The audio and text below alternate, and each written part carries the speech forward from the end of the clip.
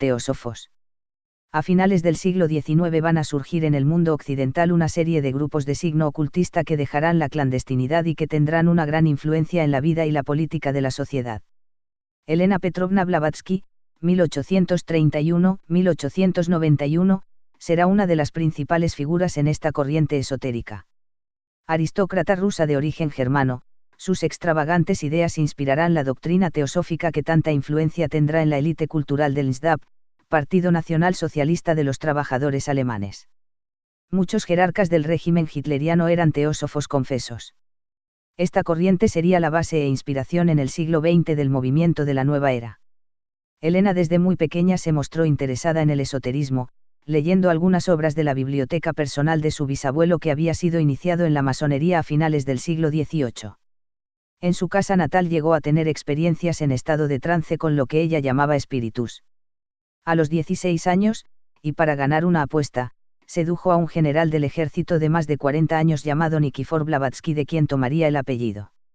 El objetivo de Elena con esta boda era conseguir la independencia de sus padres, pero nunca consumó su unión marital debido a que ella tenía una anomalía sexual en el útero que la impedía mantener relaciones con un hombre.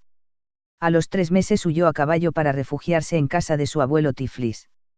Durante varios años afirma que viaja por Egipto, Turquía, Grecia, México, India, Inglaterra, Canadá y Estados Unidos, donde contactó con diversas personas ligadas al esoterismo y la masonería. Llegó a afirmar que había estudiado por espacio de 7 años con los Mahatmas, maestros, de la India. En 1875 emigra a los Estados Unidos causando un gran revuelo con su supuesta habilidad para realizar levitaciones y mover mesas y otros objetos. En Nueva York fundará junto con el coronel Henry Olcott y el abogado William Wan la Sociedad Teosófica. Su ideología pronto se difundió en todos los Estados Unidos, Inglaterra, Alemania y la India, país al que viajó y donde estableció en 1879 la sede de su organización. De ser una medium pasó a afirmar que durante sus viajes al Tíbet había entrado en contacto con espíritus que guiaban su vida mediante mensajes y cartas. En la India permanecería hasta 1885 con el fin de dotar a sus teorías de un marcado orientalismo. Allí conocerá a Alfred Percy Sinnet, editor del periódico oficial del gobierno de la India de Pioner, contacto que sería muy importante para Blavatsky y la Sociedad Teosófica. En 1887 funda la revista Lucifer, donde se hablaba del advenimiento del anticristo para instaurar un nuevo orden mundial. En 1891 muere sola en Londres, abandonada de todos sus adeptos. En su estancia en la India escribió Isis sin velo, donde describe los pormenores de una religión de su propia invención. Al igual que otros creadores de religiones, como Joseph Smith, fundador de los mormones, su obra se compone de gran cantidad de plagios de religiones paganas, gnosis, creencias esotéricas y espiritistas, a las que Blavatsky atribuirá un carácter sobrenatural. En este libro describe el desarrollo de las ciencias ocultas, la naturaleza y el origen de la magia y las raíces del cristianismo. No obstante, su obra principal será La Doctrina Secreta, 1888, libro que será la base de la New Age y que está repleta de teorías relacionadas más o menos indirectamente con el hinduismo. La obra tiene un carácter marcadamente antisemítico y anticristiano. En ella llegará a afirmar que el verdadero Dios era Satanás, Baal, auténtico benefactor de la humanidad, y que el Dios del Antiguo Testamento, conocido por Jehová, no era otro que Caín, el primer asesino. Blavatsky sostenía haber recibido una revelación sobre la existencia de una antiquísima civilización que habría florecido en lo que hoy es el desierto de Gobi, pero que lo habría tenido que abandonar para vivir en misteriosos reinos subterráneos. En esta voluminosa obra de pesada lectura, describe la evolución humana como una caída desde el estado de gracia divina inicial al materialismo actual. Este proceso evolutivo se realizaría en 7 épocas, de las cuales 5 ya habrían sucedido, mientras que las otras 2 estarían por llegar. En cada una de estas épocas el ser humano progresaría en una serie de razas, siendo una de ellas la dominante, base de las razas de la siguiente época. En la primera época, denominada polar, se iniciaría la evolución humana.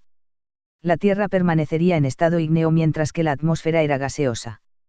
De estas sustancias, los señores de la forma construirían el primer hombre de cuerpo mineral.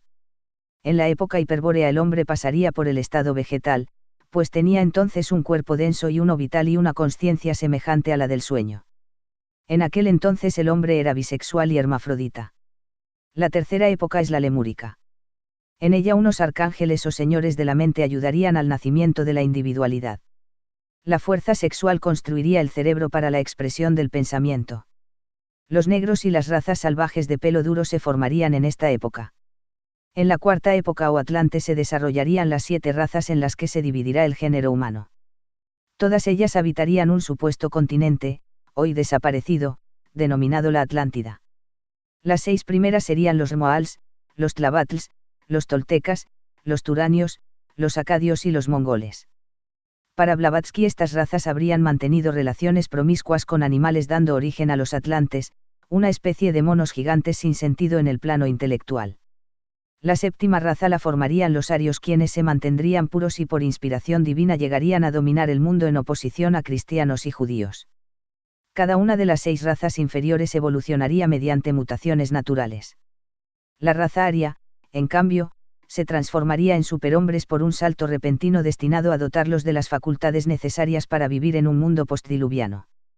Los arios perdieron sus poderes mágicos sobre las fuerzas de la naturaleza y el desarrollo psíquico, en cambio adquirieron facultades de desarrollo cerebral y una inteligencia superior a la de las otras razas sobrevivientes descritas como inferiores en cuanto a sus pobres facultades intelectuales y a su herencia genética claramente defectuosa.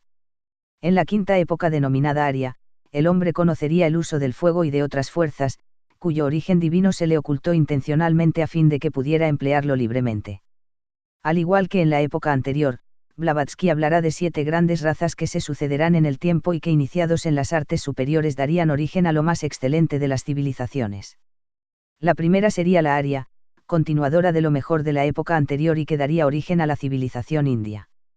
La seguirían en orden la babilónico-asirio-caldea, la persa grecolatina, la céltica y la teutónico-anglosajona. Faltarían 2 razas que estarían por venir en un próximo futuro. En concreto, la sexta raza se generaría cuando la precesión de los equinoccios entró para el año 2000 en el signo de Acuario. Solo entonces surgiría el Homo noeticus, u hombre del conocimiento. El resto de las razas deberían de desaparecer en una lucha biológico-cósmica, ya que, como dice Blavatsky, la extinción de las razas inferiores es una necesidad kármica.